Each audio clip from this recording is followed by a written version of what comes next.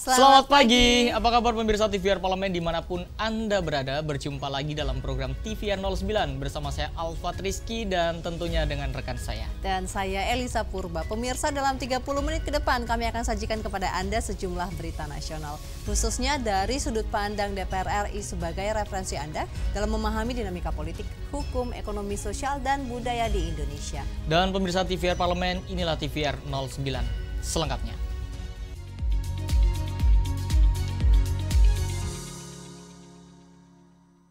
Pemirsa, Wakil Ketua Komisi 12 DPR RI Sugeng Suparwoto menilai Grassroots Refinery Tuban memiliki potensi besar untuk menekan ketergantungan impor Indonesia terhadap produk petrokimia yang saat ini mencapai 64%. Dalam mendorong pengembangan produk petrokimia nasional, Komisi 12 DPR RI mendesak kelanjutan pembangunan proyek Petrochemical Industrial Complex Grassroots Refinery Tuban. Pasalnya, selain memproduksi 300.000 barel minyak per hari, Grassroots Refinery atau GRR Tuban juga akan menghasilkan 4,5 juta ton produk petrokimia tiap tahunnya. Wakil Ketua Komisi 12 DPR RI Sugeng Suparwoto menilai GRR Tuban memiliki potensi besar untuk menekan ketergantungan impor Indonesia terhadap produk petrokimia yang saat ini mencapai 64%. Produk petrokimia dibutuhkan sebagai bahan baku industri plastik, industri tekstil dan serat, hingga elektronik dan komponen teknologi. Dengan nilai impor petrokimia yang mencapai 100 triliun rupiah per tahun, maka keberadaan GRR Tuban menjadi harapan besar untuk memperkuat industri hilir sekaligus menopang ketahanan energi nasional. Akan kita dorong sedemikian agar proyek ini benar-benar dituntaskan sehingga kita ini dapat mencukupi, selain kita untuk mencukupi kebutuhan BBM yang konsumsinya terus naik, tetapi juga untuk petrochemical industry. Bahkan ke depan kita akan dorong betul bahwa seluruh refinery atau kilang-kilang minyak kita ini harus menjadi petrochemical industry complex. Tidak seperti hari ini, maka karena kalau hanya kilang mengolah crude jadi BBM itu marginnya kecil bahkan cenderung merugi. Maka dunia sekarang sudah merubah kilang itu menjadi petrochemical industry complex. Lebih lanjut, Sugeng menambahkan seluruh kilang minyak di Indonesia harus saling terintegrasi dengan industri petrokimia guna meningkatkan daya saing industri energi dalam negeri. Dari Surabaya, Jawa Timur, Elisa Purba, TVR Parlemen melaporkan. Pemirsa, Wakil Ketua Komisi 5 DPR RI Ridwan Bae menyayangkan masih adanya masyarakat yang belum menerima pembayaran sesuai harapan dalam proyek pembangunan Tol Bawen Jogja. Pembangunan proyek strategis nasional Tol Bawen Yogyakarta menghadapi kendala terkait pembebasan lahan akibat negosiasi alot antara ratusan pemilik lahan dengan pemerintah. Komisi 5 DPR RI mendesak pemerintah dan masyarakat duduk bersama untuk bernegosiasi secara berkeadilan agar tidak merugikan kedua belah pihak. Wakil Ketua Komisi 5 DPR RI Ridwan B. menyayangkan masih adanya masyarakat yang belum menerima pembayaran sesuai harapan dalam proyek pembangunan Tol Bawen Jogja. Pembangunan infrastruktur tidak boleh mengorbankan masyarakat karena tujuan dari pembangunan tol adalah meningkatkan konektivitas dan mobilitas masyarakat, bukan menciptakan masalah sosial baru. Pemerintah dan masyarakat perlu segera mencari titik temu agar persoalan lahan tidak terus menghambat pembangunan infrastruktur publik. Bagaimana mungkin kita bikin tol tapi kita menyengsarakan masyarakat lain? Tidak boleh begitu. Tujuan kan membangun tol bagaimana cara kita mendapatkan pelayanan maksimal buat masyarakat kita dalam persoalan perjalanan darat kita. Tapi kalau terjadi orang dirugikan, itu tidak boleh juga. Harus sama-sama untung dalam hal ini. Rakyat untung, pengusaha untung, pemerintah untung gitu. Sementara itu, anggota Komisi 5 DPR RI Sriyanto Saputro menambahkan, pendekatan persuasif masih sangat mungkin dilakukan agar warga mendukung pembangunan Tol Bawen Yogyakarta. Ia menekankan bahwa proses pembebasan lahan bukan sekedar ganti rugi, melainkan ganti untung. Ya inilah perlunya pendekatan. Ini kan bukan ganti rugi, ganti untung kan yang ada ketika pembangunan jalan tol. Tentunya memang sama-sama memahami, ya jangan sampai kemudian juga ada pihak-pihak karena merasa ini tol kemudian dinaikkan harganya. Saya kira sama-sama membutuhkan. Dari Semarang, Sigit Rilo, TVR Parlemen melaporkan. Komisi 2 DPR RI menyoroti pentingnya keberlanjutan dana otonomi khusus atau Otsus bagi Provinsi Aceh yang akan berakhir pada tahun 2027. Dan informasi selengkapnya kami hadirkan usai jeda, tetaplah di TVR 09.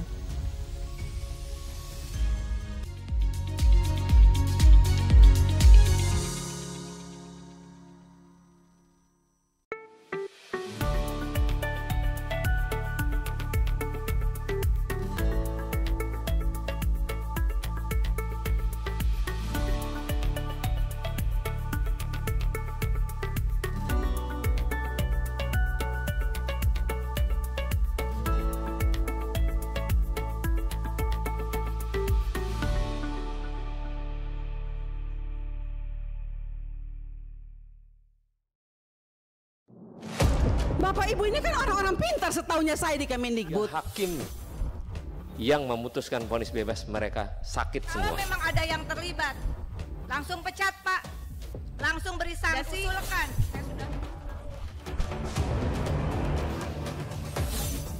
Saksikan dari ruang sidang hanya di TVR Parlemen.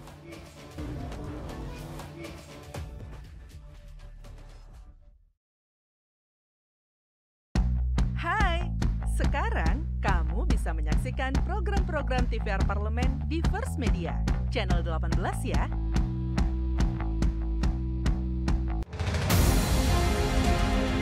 Hakikat demokrasi adalah memberi jalan bagi memberikan rakyatnya hidup sejahtera dalam harkat dan martabat. Yang terpenting untuk menjadikan Indonesia luar biasa. Perempuan dan laki-laki mempunyai hak yang sama untuk maju. Selamat ulang tahun Dirgahayu Republik Indonesia Merdeka!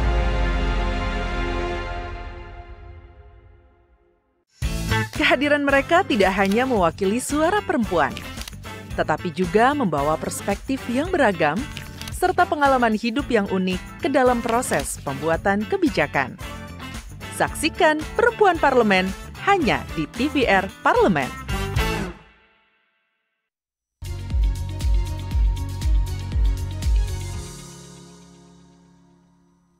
Anda kembali menyaksikan TVR 09.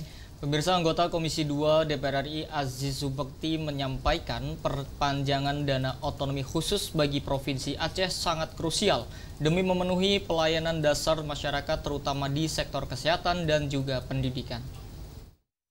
Sebagai bentuk pengawasan terhadap alokasi keuangan serta pembangunan dan pelayanan publik di pemerintah daerah Aceh, Komisi 2 DPR RI menyoroti pentingnya keberlanjutan dana otonomi khusus atau OTSUS bagi Provinsi Aceh yang akan berakhir pada tahun 2027. Pasalnya, dana otonomi khusus masih menjadi tulang punggung pembangunan di Provinsi Aceh. Anggota Komisi 2 DPR RI Aziz Subekti menyampaikan, perpanjangan dana OTSUS sangat krusial demi memenuhi pelayanan dasar masyarakat, terutama di sektor kesehatan dan pendidikan. Diketahui, sebesar 77% belanja pemerintah Aceh berasal dari dana transfer pusat dan dana OTSUS. Sebagai daerah dengan status keistimewaan, maka Provinsi Aceh sepatutnya mendapat perhatian khusus dari pemerintah pusat. Perpanjangan dana OTSUS yang akan habis tahun 2027 itu kan dititik beratkan pada pelayanan masyarakat, terutama mereka-mereka yang sakit kemudian berobat sudah 20 tahun, mereka ini gratis. Kalau tidak ada dana OTSUS, bagaimana? Nah, ini kan harus dipikirkan serius oleh pemerintah pusat. Pertumbuhan ekonomi itu kan salah satu penopangnya adalah belanja pemerintah daerah saja. Kita akan mendorong belanja pemerintah melalui belanja yang ekspansif itu. Jadi daerah-daerah jangan berkecil hati, tapi harus inovatif untuk mengajukan program-program mungkin melalui Inpres, melalui Banpres. Aziz Subekti menambahkan, setiap usulan terkait pendidikan, kesehatan, dan bantuan sosial harus menjadi perhatian bagi Komisi 2 DPR RI, utamanya ketika pembahasan anggaran dan legislasi. Pemerintah pusat harus terus mendorong kebijakan fiskal untuk mendukung pembangunan di daerah. Dari Aceh, Gunarso, TVR Parlemen, melaporkan. Wakil Ketua Komisi 5 DPR RI Robert Rowe mengapresiasi Kementerian Perumahan dan Kawasan Permukiman atau PKP yang memprioritaskan program bantuan stimulan perumahan swadaya atau BSPS bagi masyarakat berpenghasilan rendah. Komisi 5 DPR RI mengapresiasi langkah Menteri Perumahan dan Kawasan Pemukiman Manruarar Sirait yang telah membatalkan wacana program rumah subsidi menjadi 18 meter persegi serta menambahkan kuantitas program rumah subsidi sebanyak 1 hingga 2 juta rumah pada rencana kerja pemerintah tahun 2026. Wakil Ketua Komisi 5 DPR RI Robert Rowe mengapresiasi Kementerian Perumahan dan Kawasan Pemukiman atau PKP yang memprioritaskan program bantuan stimulan perumahan swadaya atau BSPS bagi masyarakat berpenghasilan rendah. Robert mengungkapkan, luas rumah program BSPS di wilayah Papua Pegunungan yang sebelumnya hanya 23 meter persegi, kini luasan rumah di daerah pesisir meningkat menjadi 30 meter persegi.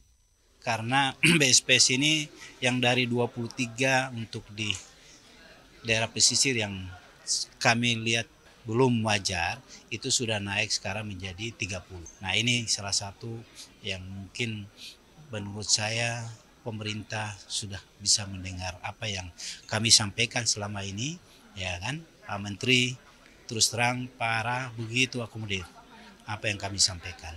Beliau sampaikan ke Presiden dan Presiden sangat menyetujui karena memang tingkat kemahalan daerah kami begitu tinggi, ya kan. Jadi kami bersyukur benar-benar hari ini dan kami bersyukur juga Pak Menteri sudah mengusulkan untuk pemerintah untuk ada peningkatan program ini.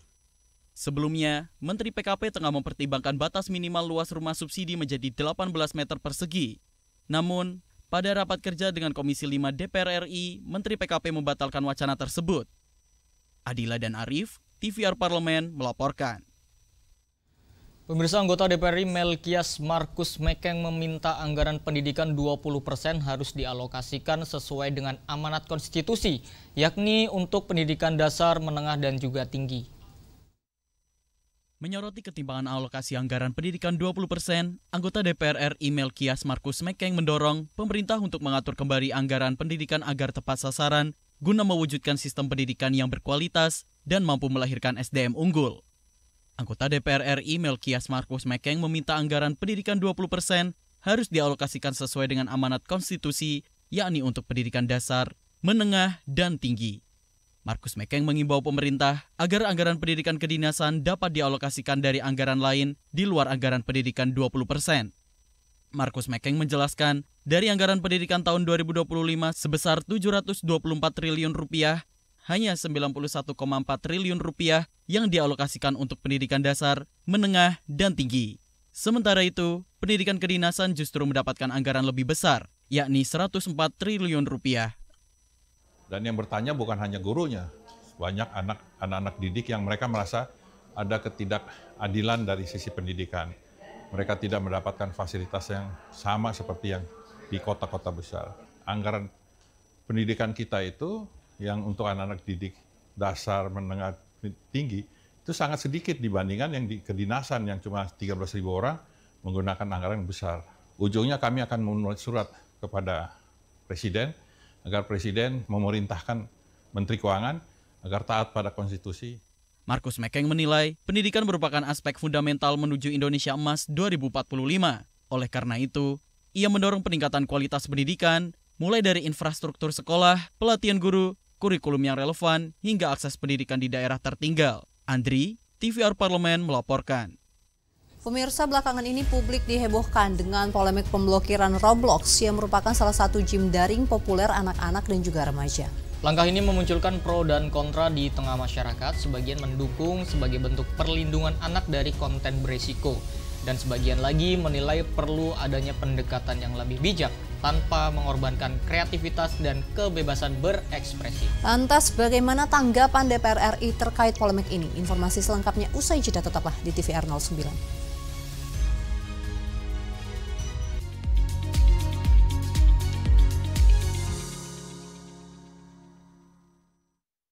Dirgahayu Republik Indonesia merdeka. Kita perlu mempersiapkan dan memperkuat sumber daya manusia Indonesia. Tidak akan ada kemajuan Indonesia tanpa kemajuan daerah yang berkualitas dan inklusif. Peran negara diperlukan untuk menjamin hak berdemokrasi yang sama bagi semua warga negara.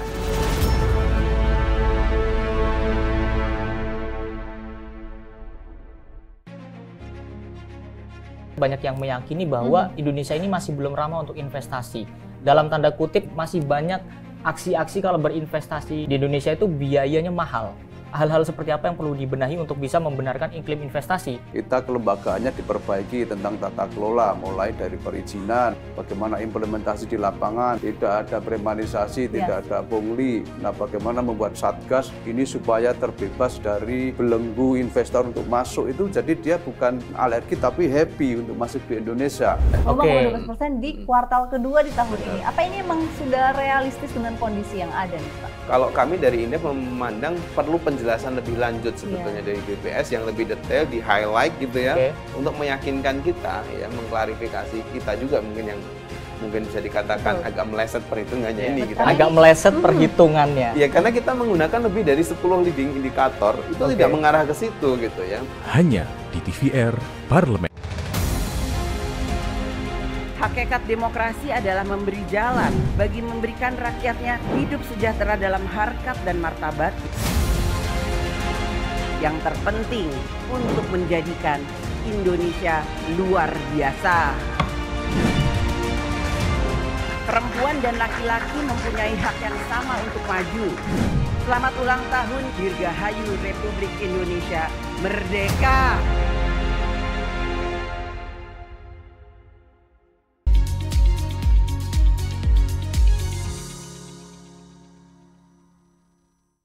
Ya, Elisa dan juga pemirsa, seperti yang kita ketahui di tengah perkembangan teknologi yang begitu cepat, ruang digital membawa peluang sekaligus ancaman, terutama bagi anak-anak yang rentan terpapar konten negatif, penipuan daring hingga eksploitasi. DPR RI memandang polemik ini sebagai pengingat pentingnya regulasi yang tegas dan juga komprehensif untuk melindungi generasi muda.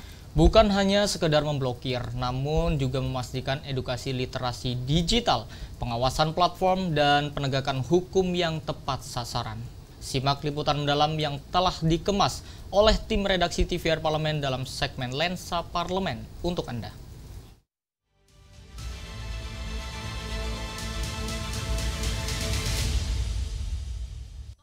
I guess we have no choice. Sorry everyone. Perdebatan publik mencuat pasca pemerintah melontarkan wacana pemblokiran game online Roblox. Rencana ini menuai polemik di berbagai kalangan, termasuk di tengah orang tua. Roblox dianggap membuka celah besar terhadap kekerasan, bullying, bahkan berpotensi memicu kekerasan seksual pada anak. Namun di sisi lain, game daring yang diluncurkan perusahaan asal Amerika Serikat Roblox Corporation ini dianggap bisa mengembangkan kreativitas anak. Di tengah perdebatan yang kian hangat, prioritas terhadap perlindungan hak anak di ruang digital seharusnya segera menemui kata sepakat. Pro dan kontra pemblokiran Roblox menjadi bukti bahwa perlindungan anak di ruang digital mutlak diperlukan. Konten kekerasan dan kata-kata kasar yang tak layak dikonsumsi anak tak hanya terdapat pada game Roblox, tetapi juga selalu ada di berbagai platform digital lainnya. Karenanya, batasan sangat diperlukan, aturan tegas harus diberlakukan. Bukan hanya di atas kertas, implementasi aturan juga harus dikawal. Seringkali platform sudah menerapkan pembatasan usia, namun nyatanya konten negatif bisa diakses siapa saja. Di sisi lain, digitalisasi memang tak bisa dibendung.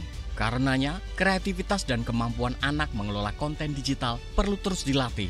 Literasi lagi-lagi menjadi PR besar pemerintah. Saat ini DPR dan pemerintah tengah menggodok aturan terkait di dalam revisi Undang-Undang Penyiaran. Namun, beberapa platform masih resisten terhadap rancangan aturan ini karena mengklaim pihaknya bukan merupakan lembaga penyiaran. Gempuran konten digital yang serba cepat harus bisa disiasati ekstra cepat oleh pemerintah. Negara tak boleh lebih lambat dari arus digital. Pemerintah harus membentuk aturan-aturan cepat dan taktis melalui peraturan atau keputusan menteri agar perlindungan anak tidak terhambat minimnya regulasi. Kementerian itu membuat peraturan-peraturan yang hari ini bisa menjawab kekosongan itu dulu. Sebelum ini bisa diselesaikan oleh rancangan undang-undang penyiaran, jangan sampai karena tidak bisa diatur di undang-undang penyiaran, ruang digital ini belas nggak ada pengaturan sama sekali. Kami mendorong sekali kepada Kementerian Komdigi untuk cepat tanggap menyelesaikan ini. Di negara lain sudah ada aturan mengenai pembatasan usia. Kalau ada pembatasan usia, saya rasa itu langkah awal sebelum undang-undang ini, revisi undang-undang penyiaran. Kalau ada pengawasan terhadap itu, terhadap konten, kita bicara mengenai game, itu bisa banyak diredam. Kenapa? Karena memang pembatasan usia itu pasti ada alasannya. Kenapa aturan itu juga dibuat oleh platform pasti ada alasannya. Karena mereka-mereka yang di bawah umur dianggap belum bisa mencerna dengan baik norma-norma yang mana yang baik buat mereka, mana yang tidak.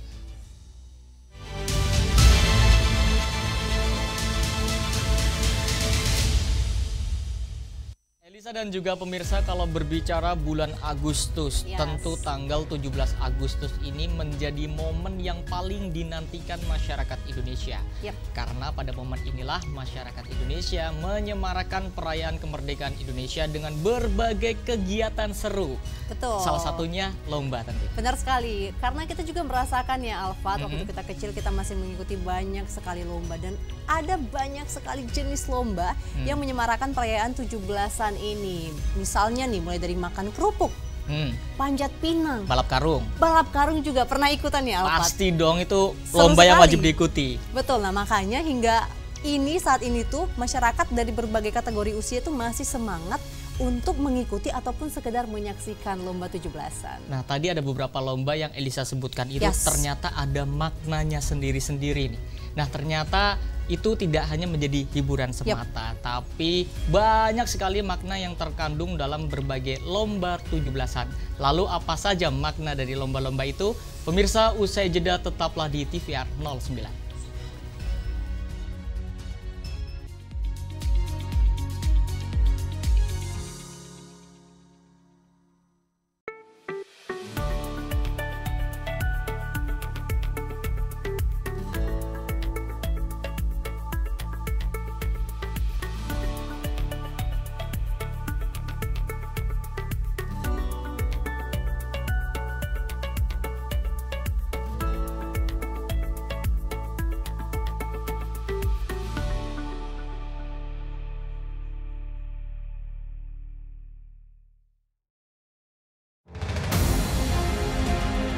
Hakikat demokrasi adalah memberi jalan bagi memberikan rakyatnya hidup sejahtera dalam harkat dan martabat. Yang terpenting untuk menjadikan Indonesia luar biasa. Perempuan dan laki-laki mempunyai hak yang sama untuk maju. Selamat ulang tahun Dirgahayu Republik Indonesia Merdeka!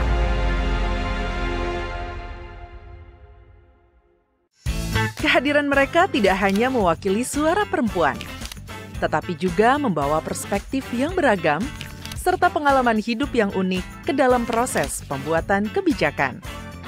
Saksikan Perempuan Parlemen hanya di TVR Parlemen. Hai, sekarang kamu bisa menyaksikan program-program TVR Parlemen di First Media, channel 18 ya. Dirgahayu Republik Indonesia Merdeka! Kita perlu mempersiapkan dan memperkuat sumber daya manusia Indonesia. Tidak akan ada kemajuan Indonesia tanpa kemajuan daerah yang berkualitas dan inklusif. Peran negara diperlukan untuk menjamin hak berdemokrasi yang sama bagi semua warga negara.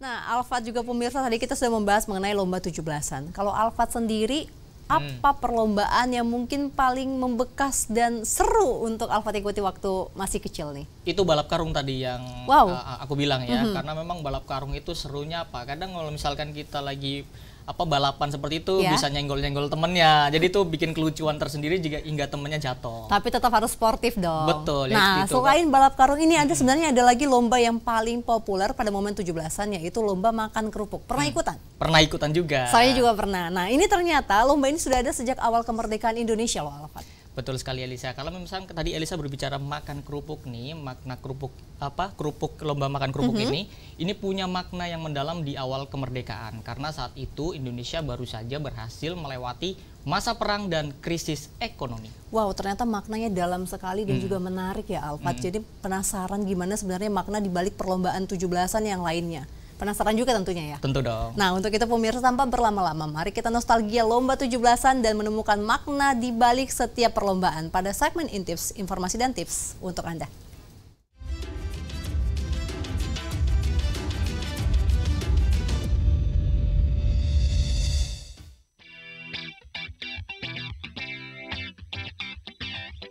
Pemirsa TVR Parlemen, momen 17 Agustus menjadi momen yang berharga bagi setiap masyarakat Indonesia. Pada tanggal ini, kita sebagai bangsa Indonesia memperingati hari kemerdekaan bangsa kita dari belenggu penjajahan. Gak heran, momen 17 Agustus senantiasa ramai dengan perayaan dari masyarakat. Pada saat inilah tradisi menghias kampung dan lomba-lomba seru khas 17-an diadakan untuk menyemarakan perayaan ini. Tapi ternyata setiap lomba yang kita ikuti dulu memiliki makna tersendiri loh pemirsa. Yuk kita nostalgia lomba apa saja sih yang biasanya dilakukan orang Indonesia saat 17-an dan maknanya. Yang pertama, kita ada lomba makan kerupuk. Pemirsa sudah pasti tahu ya lomba yang akan kita bahas pertama ini, yakni lomba makan kerupuk. Kegiatan ini bisa dilakukan dengan berbagai kategori usia, mulai dari kanak-kanak hingga lansia. Lomba makan kerupuk menantang pesertanya untuk adu cepat menghabiskan kerupuk yang diikat pada seutas tali. Peserta harus meletakkan tangannya di belakang dan tidak boleh menyentuh kerupuk sama sekali.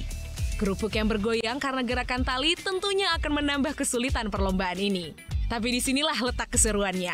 Warga yang tidak ikut berlomba akan menyemangati para peserta agar segera menghabiskan kerupuknya. Perlombaan ini sudah populer sejak tahun 1950-an. Tradisi ini muncul setelah Indonesia melewati masa perang dan krisis ekonomi pada 1945 sampai 1950. Lomba ini mampu membangkitkan nasionalisme bangsa Indonesia di tengah keterbatasan. Kerupuk melambangkan kesetaraan dan kehidupan rakyat kecil. Lomba makan kerupuk bukan sekedar permainan, tetapi jadi cerminan ketangguhan bangsa Indonesia dalam masa-masa sulit. Yang kedua, ada balap karung. Hayo, siapa yang pernah ikut lomba yang satu ini? Balap karung juga menjadi salah satu primadona setiap perayaan 17-an. Peserta harus berlari dari garis start sampai ke garis finish dengan menggunakan karung. Karung ini tentunya akan menghambat pergerakan kaki para peserta. Peserta akan melakukan berbagai taktik untuk sampai ke garis finish. Banyak yang memilih untuk melompat agar sampai ke garis finish terlebih dahulu. Tapi, ternyata lomba ini memiliki makna yang cukup mendalam. Jika lomba makan kerupuk menandakan kesulitan pangan di masa lalu, lomba balap karung mengisyaratkan para pendahulu kita yang menggunakan karung untuk dijadikan bahan sandang pada zaman penjajahan Jepang. Lomba ini menjadi simbol perjuangan menghadapi keterbatasan dan bagaimana rintangan tidak boleh menjadi alasan untuk berhenti melangkah maju. Yang ketiga, ada tarik tambang. Jika perlombaan sebelumnya dilakukan secara individu, tarik tambang biasanya dilakukan secara tim atau berkelompok. Dua tim saling berhadapan menarik tambang dengan sekuat tenaga hingga salah satu tim terjatuh. Lebih dari sekedar adu kekuatan, tarik tambang menjadi simbol solidaritas, kekompakan, dan gotong royong. Hal ini mencerminkan semangat juang rakyat Indonesia melawan penjajahan yang tentunya tidak bisa dilakukan seorang diri, namun hasil perjuangan bersama-sama. Yang keempat ada Panjat Pinang. Perlombaan yang tidak kalah seru dan biasanya menjadi puncak perayaan 17-an adalah lomba Panjat Pinang. Berbeda dengan lomba sebelumnya, Panjat Pinang memiliki tingkat kesulitan yang lebih tinggi. Pasalnya, para peserta harus memanjat sebatang pohon pinang yang cukup tinggi dan diolesi-oli agar licin. Peserta akan meraih berbagai hadiah yang digantung oleh panitia di puncak pohon pinang. Seru ya pemirsa? Ternyata kegiatan ini sudah diadakan sejak zaman Belanda. Namun kini perlombaan ini dimaknai sebagai pengingat bagi kita bahwa perjuangan para pendahulu kita untuk meraih kemerdekaan tidaklah mudah. Tugas kita sekarang adalah untuk menjaganya. Ternyata lomba 17 Agustus bukan hanya sekedar hiburan. Di dalamnya terdapat makna perjuangan yang mendalam. Kegiatan ini menjadi cara bagi masyarakat Indonesia untuk meneruskan semangat perjuangan di berbagai aspek kehidupan demi masa depan yang lebih baik. Diharapkan semangat juang, gotong royong, dan nasionalisme semakin mengakar kuat di hati setiap rakyat Indonesia. Selain itu, perlombaan ini juga menambah sukacita bagi bangsa Indonesia yang telah lepas dari belenggu penjajahan. Dirgahayu Indonesiaku, merdeka!